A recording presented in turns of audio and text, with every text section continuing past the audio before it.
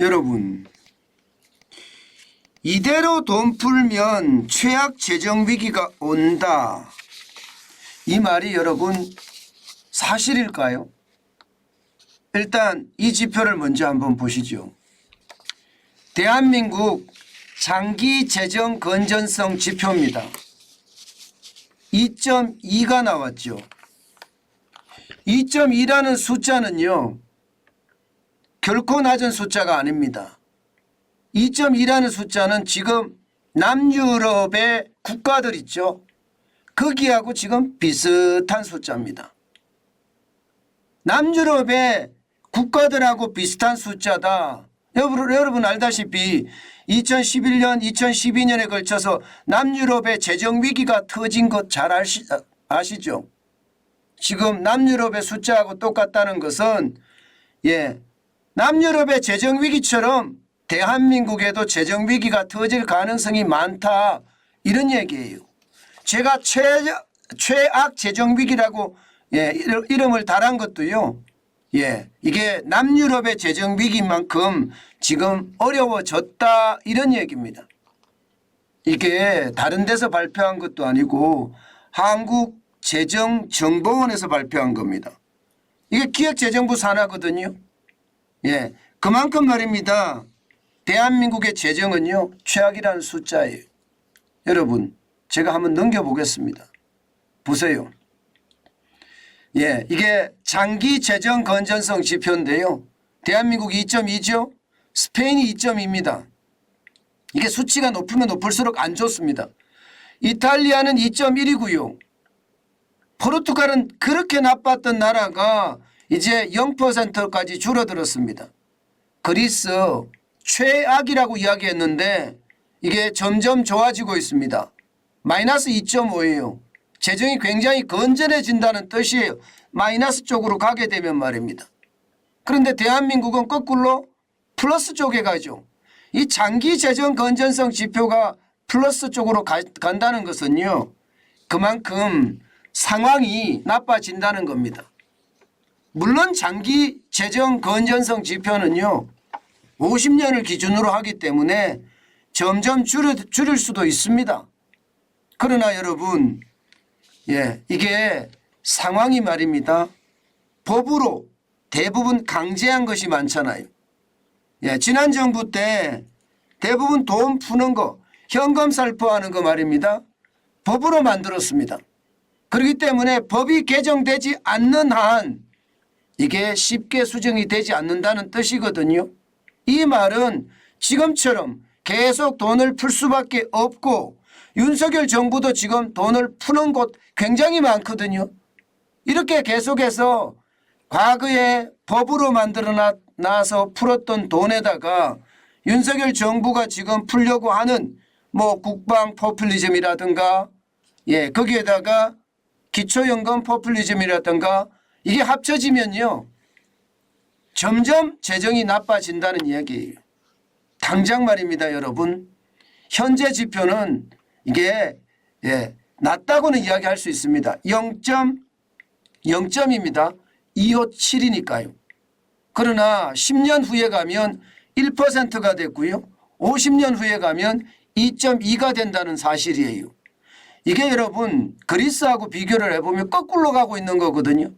그리스 한번 보세요. 지금 0.48입니다. 그런데 10년 후에는 6.8이 되는데 50년 후에는 마이너스 2.5가 됩니다. 정신을 차린 거죠. 그리스가 이게 좌파 정권이 파판드레우 총리라고 집권을 하면서 그야말로 뿌리기에 혼신의 노력을 다했다, 이렇게 이야기할 만큼 많이 뿌렸다고 말씀을 드렸잖아요. 그래서 그리스가 지금 재정 위기가 어마어마하고요. 유럽의 길이나라고 이야기했는데 알고 봤더니 유럽의 문제가 됐더라.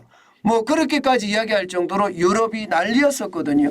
그런데 유럽은 장기적으로 말입니다, 재정을 탄탄히 하겠다면서 지금 만들어가고 있는 중입니다. 그중에서도 그리스가 지독하게 지금 재정개혁을 하고 있다고 봐야 됩니다.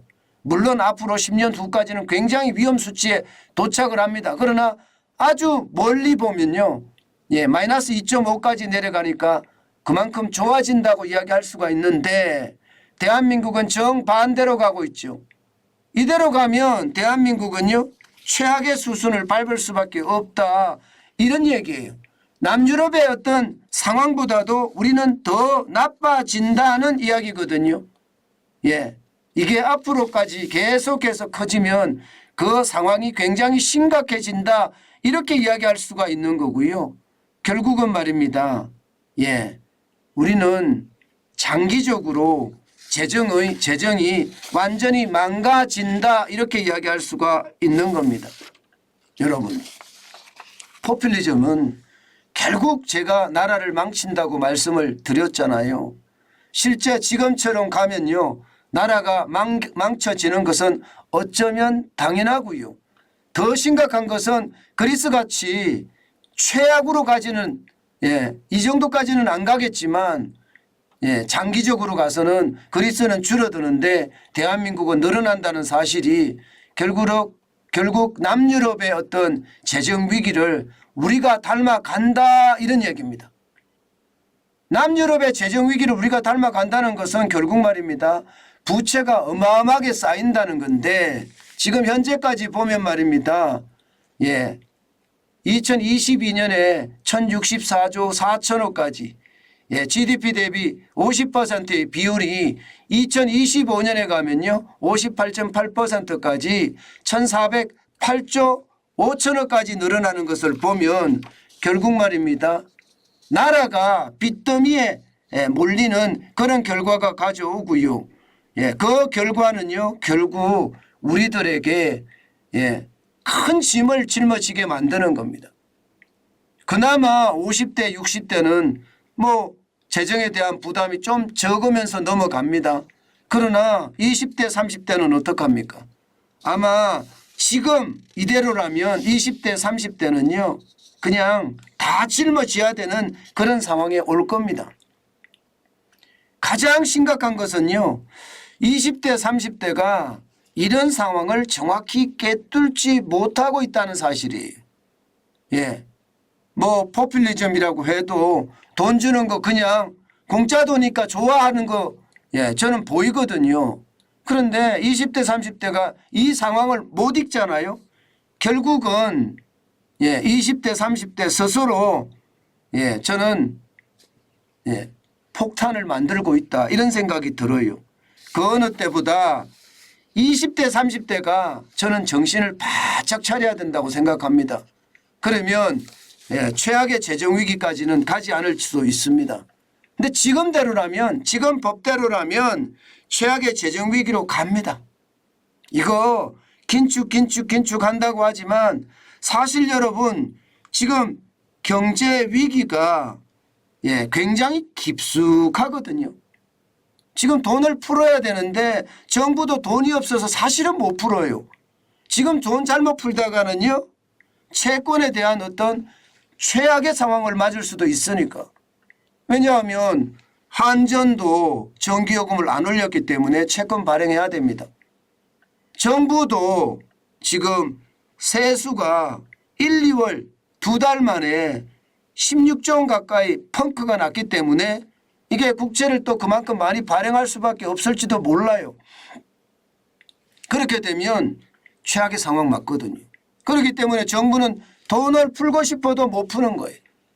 아마 추가 경정 예산을 만들고 싶고 편성을 해서 경기를 부양하고 싶어도 못하는 게 부채가 너무 많이 늘어나고 시장이 너무 가라앉아 있기 때문에 이미 채권의 위기는 한 차례 거쳐갔거든요.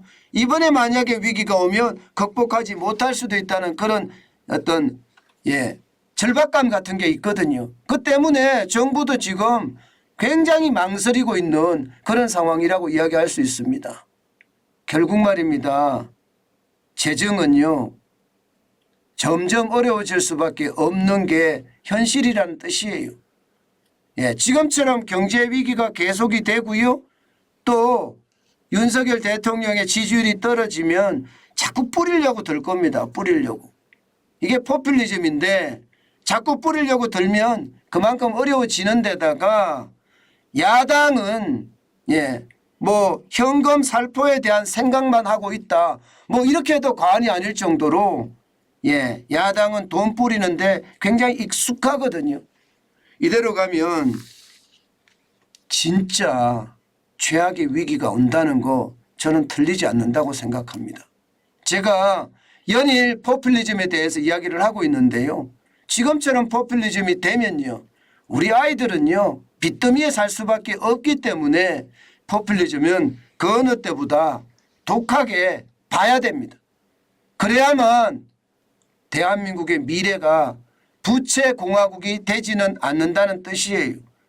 예, 그만큼 우리가 정신을 바짝 차리지 않으면 최악의 상황까지 갈 수가 있다. 그 말씀 다시 한번 올립니다.